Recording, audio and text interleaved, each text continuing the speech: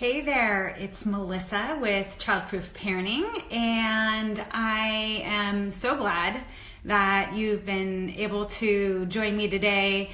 I know that it was very last minute. I did announce in my email this week that we were going to meet a little early. Normally I join you at noon on Fridays, but today my son is competing in an all-island track meet, and so I have to be there. I can't miss that. I don't want to miss that because that's the fun stuff. So thank you for being flexible and for joining me at an earlier time. So today I wanted to just check in with you and see if there are any questions about this week's topic.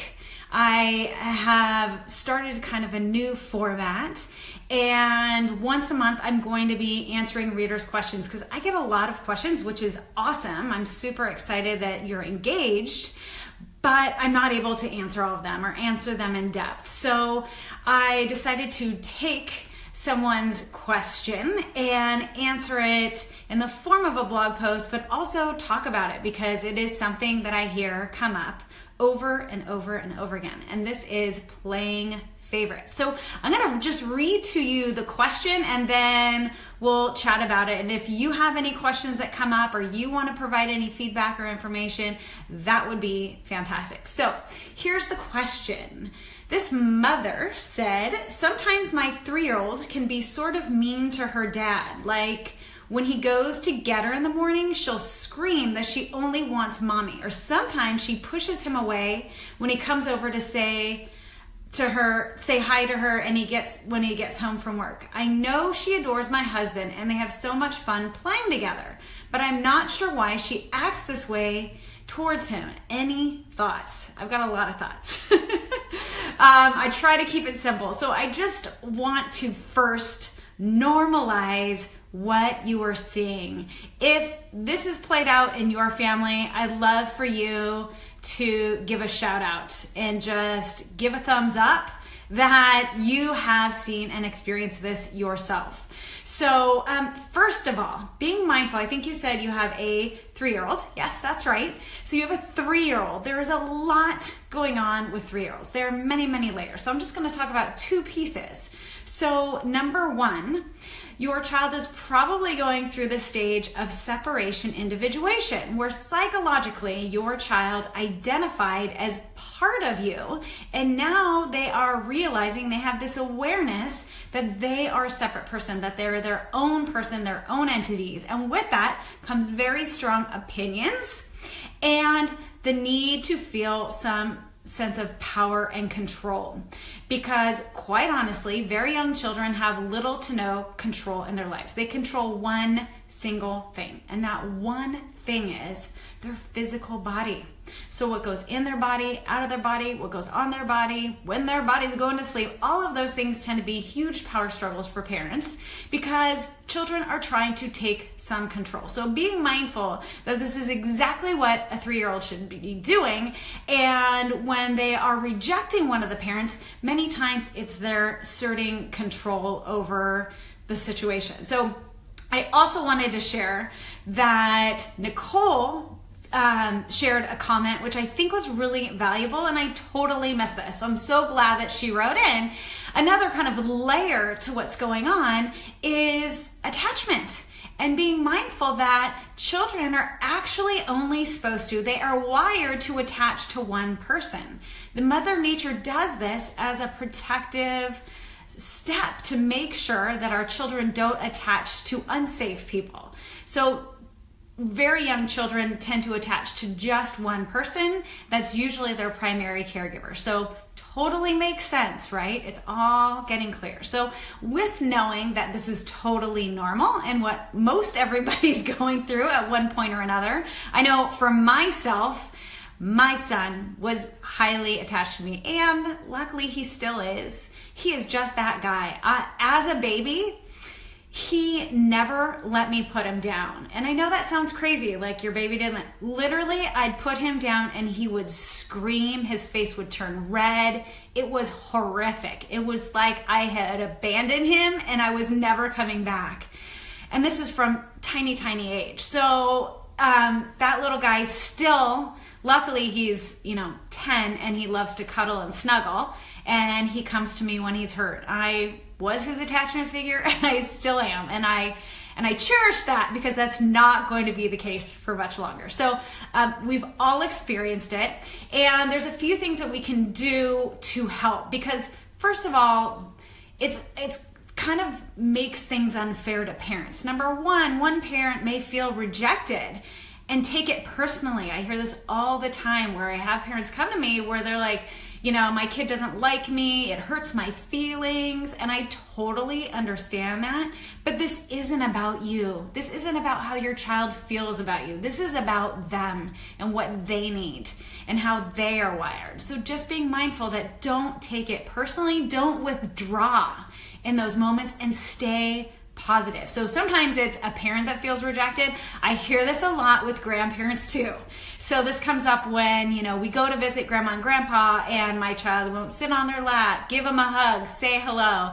They may be what your child considers a stranger. So just be mindful and explain to them that this is the protective nature of attachment and having control, and it's perfectly fine. So it's hard for parent or grandparents to digest that. So number one, just being mindful that you don't withdraw and you stay really positive. It's a little bit unfair because the attached parent then carries a lot of the burden. So when that is the case, a few things you can do. Number one, kind of carve out some one-on-one time with that parent. So try to think about what your child loves doing and schedule that into their day. So whether it's, in this blog post I said, maybe when dad comes home, you sit down and read a book together, or you do a puzzle. Do that thing your child loves and make it kind of a tradition or a routine that they get to look forward to. So it's maybe just 5 or 10 minutes. It's not something that you do all the time or all day long, but it's something very short and brief, and it's your time together. So kind of scheduling that in can be really helpful. It may not be when you come home. It may be first thing in the morning, or maybe when mom's getting dressed, we do this special thing together. So kind of being thoughtful, intentional about that one-on-one time can be really helpful. Now, sometimes that's just not going to work.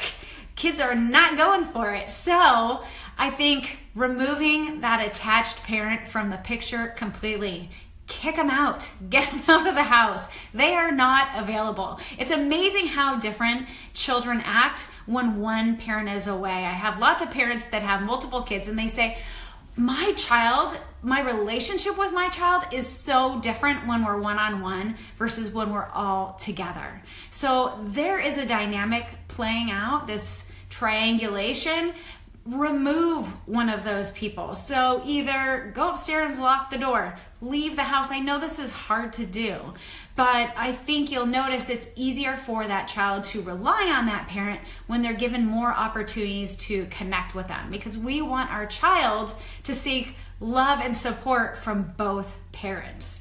So if one of you can get out and leave, and I'm assuming that most parents that stay at home and have a partner that come home later in the day or in the evening would like a break. So go get out of there and take a break and let your partner take over. And it's okay if your child is not totally thrilled about this at first. I think having consistency, so once again, if you can build this into your daily or weekly structure, it will get a whole lot better. So get out of there, get your break, go take a yoga class, go read a book, drive up the street and sit in your car and listen to an audiobook, whatever it takes.